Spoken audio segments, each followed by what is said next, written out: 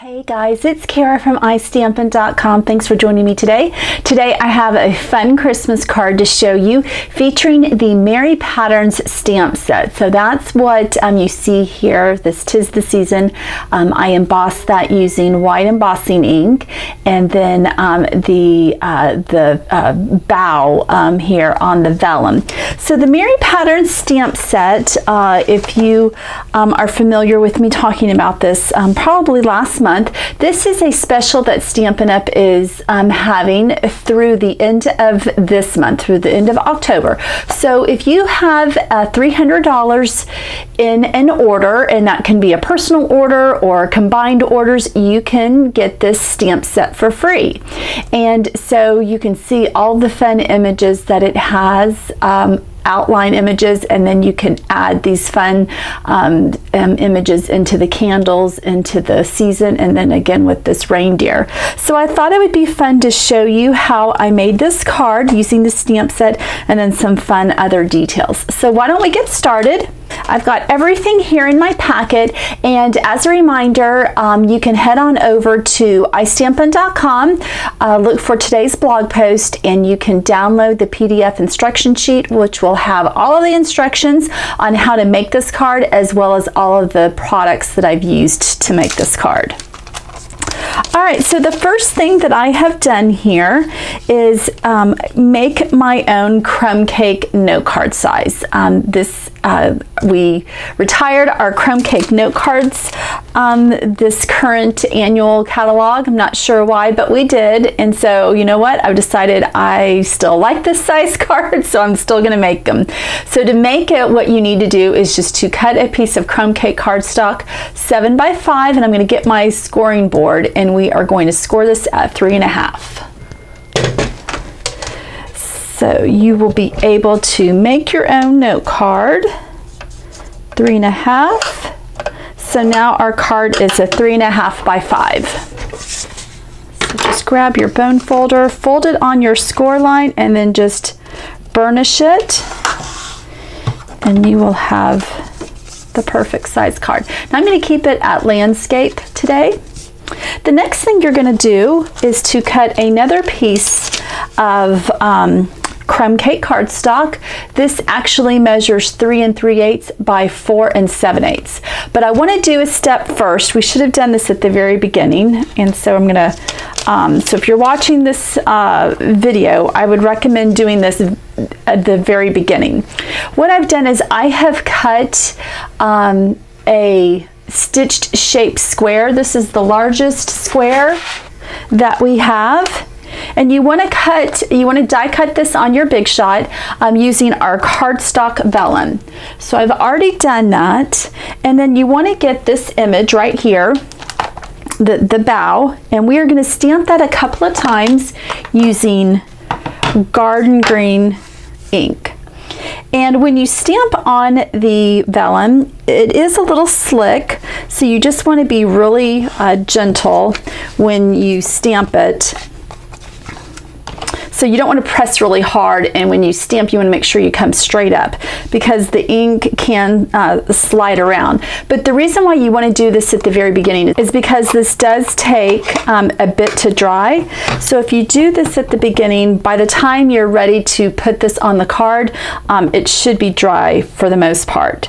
So what I'm going to do is I'm just going to come down here and just stamp this twice at the top and the bottom, just like so. And the middle part will be covered up with the banner that we're going to be creating in just a moment. And then I'm going to come about right here. So just a little bit's going to be showing on the top and the bottom. So we'll come about like that. Okay. So you just want to set this aside to let dry. All right, so the next step that we're going to do is emboss the crumb cake cardstock panel, and we are just going to put this in this new embossing folder that came out in our annual catalog. It's called Oh My Stars, and you just want to run this through the Big Shot, and it's going to give it a really pretty background that you can see there. All right, so let me do that real quick. So that's what it looks like when you're all done. And we can go ahead and attach that onto the card base. I'm just using snail. So I'll put about 3 strips on the back of this, and that should really adhere it well. So you've just got a thin border all the way around, and it's a nice tone-on-tone look. So you can see that. All right, the next thing you're going to do is just to grab a piece of Pool Party cardstock. This is just a scrap, and we're going to do some embossing. We're going to emboss this image right here onto this. So we're going to stamp it with Versamark ink and then sprinkle our white embossing powder over it. First thing I want to do is to use my Embossing Buddy and rub over the cardstock where we're going to be stamping. This just eliminates all the oils that may transfer onto the cardstock from my fingers, which also helps the powder sticking only where the ink is. And like I said, you're going to use Versamark ink. This is just a clear glycerin ink. And you just want to make sure you get this inked up well.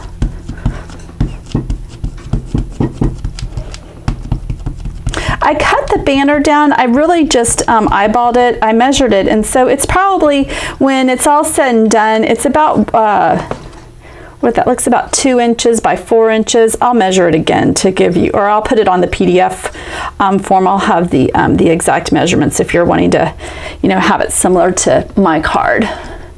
Okay, so I'm just pressing down really well. Make sure that I get a good impression. Now you may not be able to see it very well on camera, but let's go ahead and sprinkle the white embossing powder over this, and it will really pop. So you'll need to grab your heat tool to set the powder.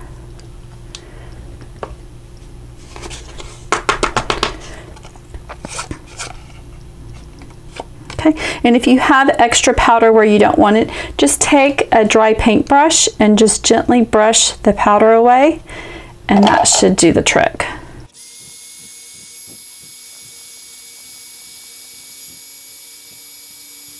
All right, so when you see the powder become white and glossy, then you know that it's been heated. You don't want to heat too much or you'll burn the powder. But I just love the look of white embossing powder on cardstock. I just think it's just so striking. All right, so what I'm going to do now is just cut this down. I just have a little personal desktop trimmer that I like to use for small pieces like this, and I really just eyeball this.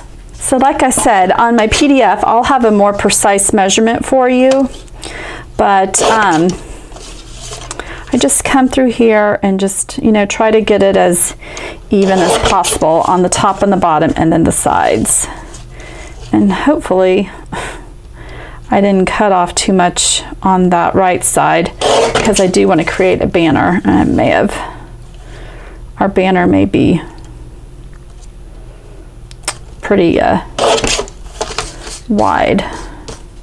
There may not be much of a notch on both of the ends. Okay, next I'm just going to take my paper snips and I'm just going to come in here and just notch the ends. And there we go. And so I just try to cut in the middle. I'm eyeballing all of this, and then just come up from either side at an angle and meet that in the middle. And hopefully my banner won't look so bad. Okay, and let's just do that on the opposite side.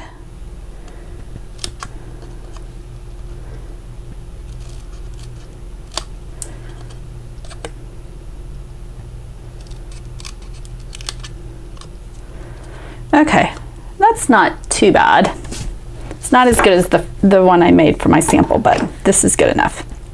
Okay, so this is now dry, and you can see how we're just going to adhere that in the middle so it covers up where we've stamped the bow. And I'm going to go ahead and use our foam adhesive strips again for this project. I've been using these the last few projects, and I have to say I really like them. I like it because it gives it a nice steady base all across the bottom. And the projects that I've been doing lately has embossing or just some intricate die cuts, and so this adhesive works really well for projects like that. Okay, so once you have it on there, then you can just take off the backing strip. And the great thing about putting something solid over the vellum is now we'll be able to hide our adhesive when we put this on the card. All right, so it's going to look something like that. Just make sure that's straight. Okay, and let's go ahead and bring our card base back in. And now what we can do is just put a little adhesive right here.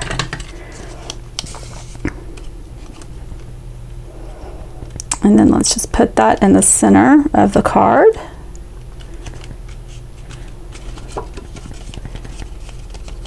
So it looks like that. Isn't that pretty? And we're just going to finish this off using some of our rhinestones. Now I'm still using the old packaging, but it's all the same.